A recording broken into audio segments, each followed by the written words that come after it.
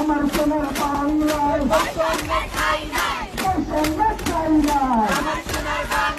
কোটা সংস্কার আন্দোলনকে ঘিরে সারা দেশে বিক্ষোভ ও সহিংসতার ঘটনা ঘটেছে।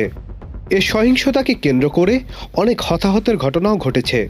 এর মধ্যে এক নারী শিক্ষার্থীর ছবি প্রকাশ করে সামাজিক যোগাযোগ মাধ্যমে দাবি করা হয়েছে তিনি গত 22 জুলাই পুলিশের গুলিতে মারা গেছেন।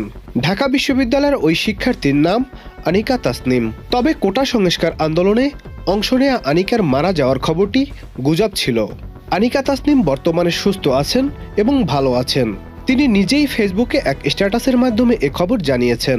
শুক্রবার সকালে আনিকা তাসনিম তার ফেসবুক পোস্টে লিখেছেন, জন্মদিনের দিন 5 আগে নিজের মৃত্যু সংক্রান্ত পোস্ট লেখার কোনো ইচ্ছে ছিল না, তবে না লিখেও কোনো উপায় দেখছি না। আলহামদুলিল্লাহ, আমি বেঁচে আছি, সুস্থ আছি, ভালো আছি। কোনো রকম গুজব না ছড়ানোর অনুরোধ রইল।